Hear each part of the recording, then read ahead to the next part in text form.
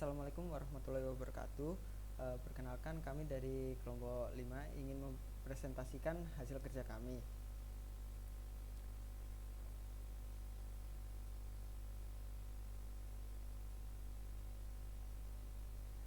Di sini di kelompok kami ada Nakita Sari Wibawa, Nadia Ardanggraini, Ihsan Alam Fadilah, Yudhistira Imam Praja, dan Nikodemus Jagatnata Wahyono. Selanjutnya,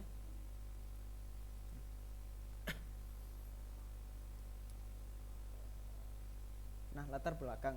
Sebagai pendatang baru atau orang yang merantau ke suatu daerah, pastinya kita tahu di mana letak posisi pedagang atau toko yang menjual alat-alat kebutuhan dan bahan pangan untuk sehari-hari. Di mana yang kita tahu pasti setiap orang akan memilih untuk berbelanja kebutuhannya di toko-toko besar atau lebih memilih untuk berbelanja online. Sedangkan yang diketahui banyak toko-toko kecil di sekitaran kampus yang menjual segala kebutuhan yang dibutuhkan dari kebutuhan pokok, alat perlengkapan, alat-alat kebersihan, dan kebutuhan lainnya yang masih kurang diketahui oleh pendatang atau anak rantauan tersebut. Maka dari itu, kami pun ingin menciptakan sebuah aplikasi yang bisa memudahkan para pendatang atau orang yang merantau tersebut untuk bisa menemukan toko yang menjual alat-alat kebutuhan di sekitar tempat mereka, khususnya untuk para mahasiswa Telkom University yang masih mengalami kesulitan untuk menemukan toko-toko kecil ketika ingin mencari atau membeli kebutuhan yang mereka butuhkan. Selanjutnya, Cariu. Apa sih Cariu? Cariu adalah sebuah aplikasi yang berupa layanan yang berguna untuk membantu user dalam mencari barang ataupun jasa yang diinginkan untuk kebutuhan sehari-hari, seperti mencari makanan, peralatan rumah tangga, sayuran, laundry, dan kebutuhan pokok lainnya. Step 1, persona. Dalam membuat persona, kita mempunyai 8 pertanyaan seperti nama, umur, jenis kelamin, kebutuhan yang sering dicari, dan lainnya. Selanjutnya, lalu ada analisis hasil survei. Setelah dilakukan proses survei berupa pertanyaan ke beberapa responden melalui Google Form yang disebarkan, dapat dikatakan beberapa responden mengalami kesulitan menemukan barang yang mereka cari berupa bahan pangan pokok dan juga alat kebersihan. Lalu step selanjutnya akan dijelaskan oleh teman saya, Ihsan Alam. Lalu step 2 dan 3, memahami fungsi bisnis dan prinsip desain UI.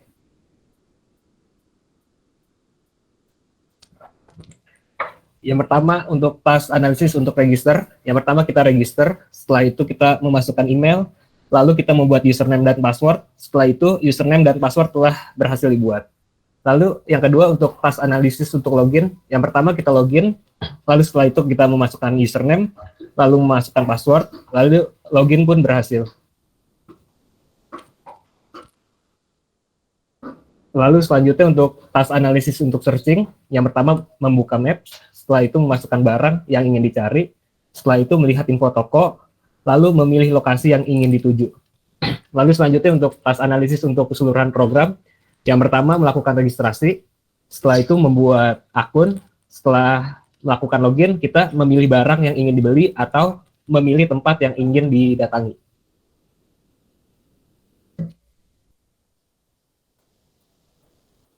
Lalu ini adalah mental modelnya.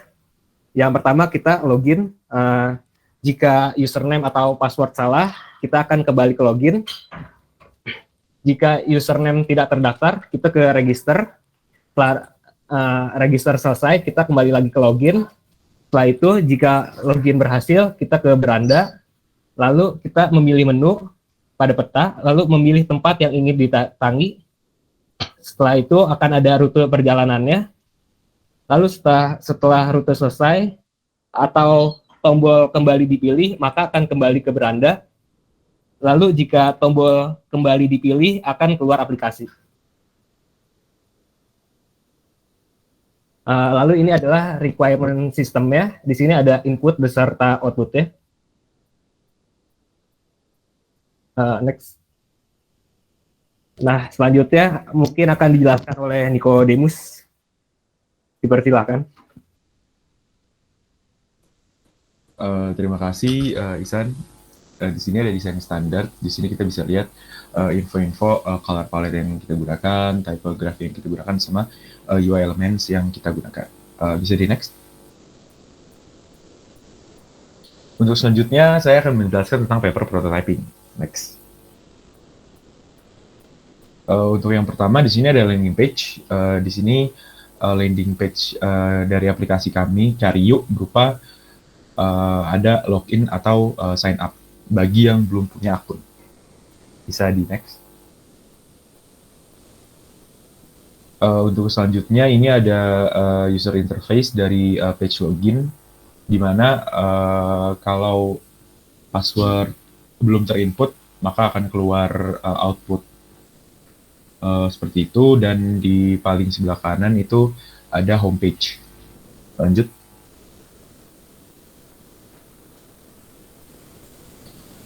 Nah, untuk selanjutnya tadi ada login page. Di sini kita ada sign up page untuk UI sign up page, di mana kita harus menginputkan phone number atau email, nama panjang atau full name, username dari username apa yang mau kita gunakan, dan password. Lanjut. Untuk selanjutnya di sini ada homepage, di mana ada pilihan kita mau mencari food atau makanan, houseware atau perlengkapan rumah tangga, vegetables atau sayuran, atau kita mau laundry. Next. Di sini kita ada UI untuk settings, di mana di dalam settings ini kita ada language, one hand mode, dark mode, notification, dan help. Lanjut.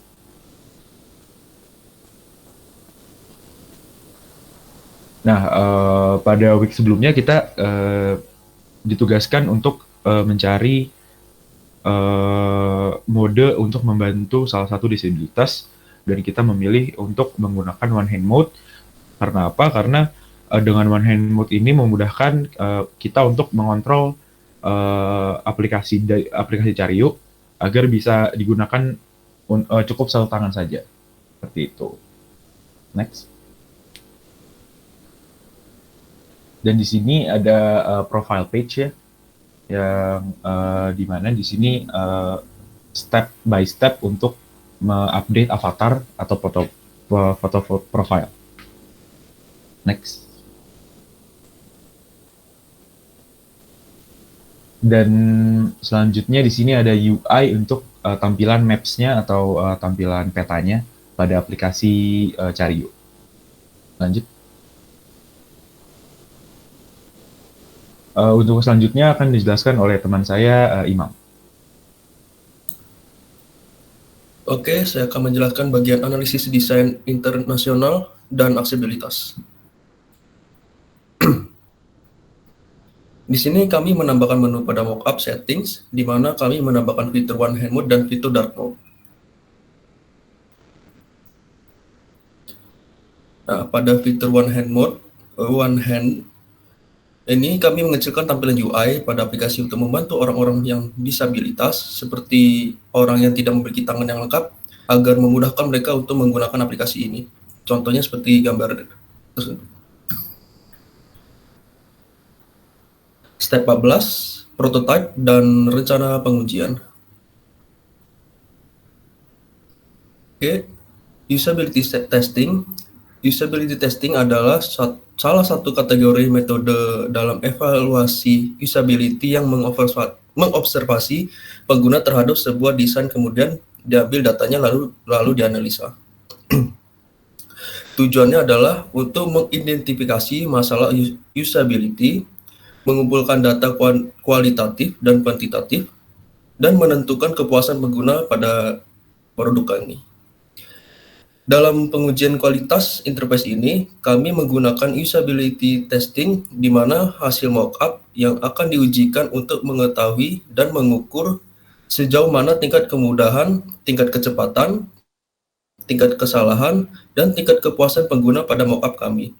Metodologi penelitian yang digunakan yaitu pengujian usability dan kuesioner.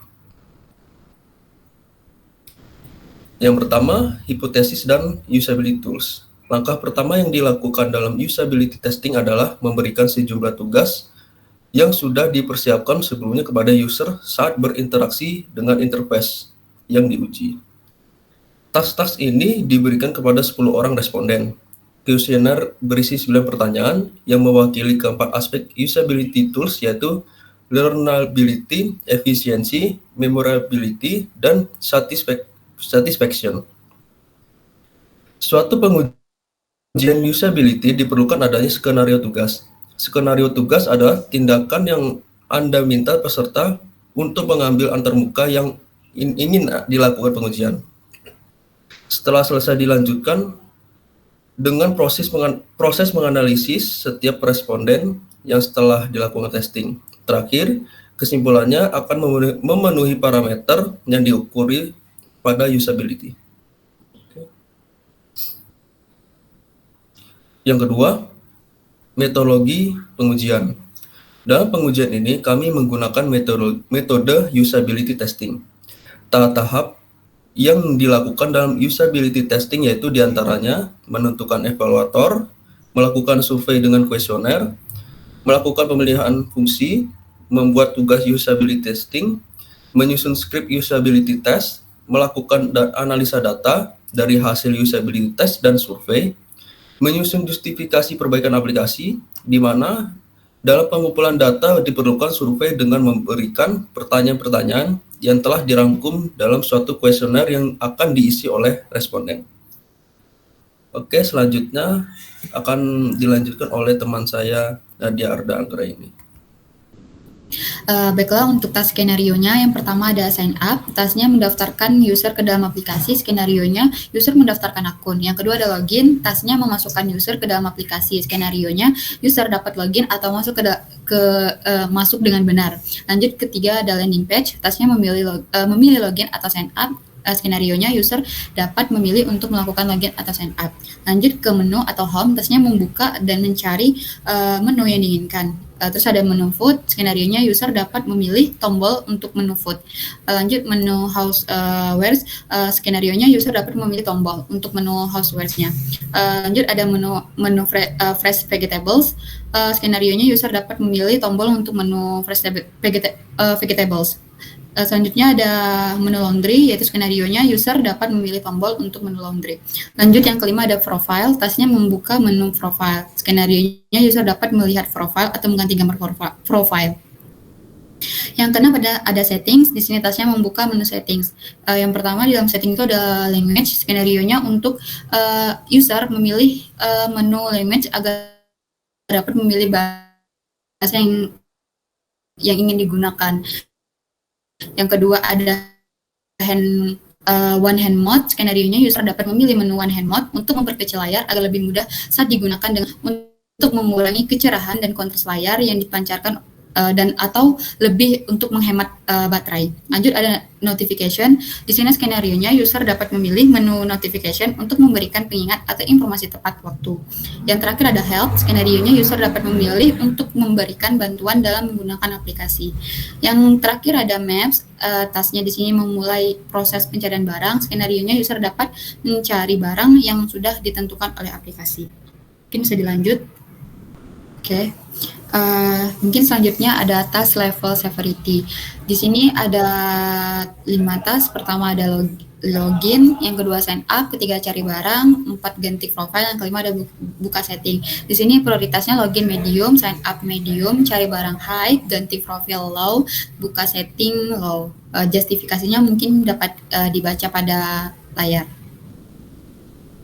Lanjut. Untuk selanjutnya di sini ada alur skenario pengujian. Yang pertama di sini kita membuat kuesioner atau give form-nya melalui parameter pengujian. Terus kita mencari responden, lalu kita membuat jadwal untuk pelaksanaan pengujian. Lanjut kita melakukan pengecekan kembali terhadap mockup atau sebelum pengujian. Lanjut membagikan kuesioner kepada para responden yang sudah dipilih. Kemudian responden mengisi kuesioner dengan waktu yang sudah ditentukan. Lanjut yang terakhir hasil feedback dan tanggapan dari responden terhadap mockup yang diujikan. Lanjut. Oke, untuk selanjutnya di sini ada daftar pertanyaan. Jadi di sini kami menyediakan 9 pertanyaan untuk dijawab pada para responden. Mungkin untuk pertanyaannya bisa kita baca di layar. Mungkin bisa selanjutnya di sini ada prosedur testing. Jadi pada prosedur pengujian ini kami memberikan beberapa pertanyaan kepada responden dengan menanyakan 9 pertanyaan tadi. Tujuannya adalah untuk mengetahui apa saja kekurangan yang ada pada user interface dan user experience pada aplikasi Cariyo. Nah, adapun jumlah partisipan yang telah menjawab kuesioner ini sebanyak 10 responden. Mungkin untuk nama-namanya bisa kita lihat pada layar. Mungkin bisa di next. Nah, yang terakhir ada hasil hipotesis. Dari hasil testing yang telah kami lakukan, dapat kami simpulkan bahwa pendapat para responden dengan hipotesis awal kami masih sejajar, yaitu prototipe yang telah kami buat sudah memenuhi kebutuhan dan kriteria user. Untuk kesimpulannya, yang bisa kita ambil dari hasil pengujian tadi adalah aplikasi kami sudah cukup memenuhi kebutuhan dari para user baik secara fungsionalitas maupun secara estetika. Oke, lanjut. Mungkin itu saja dari kelompok kami. Lebih dan kurang kami mohon maaf. Wassalamualaikum warahmatullahi wabarakatuh.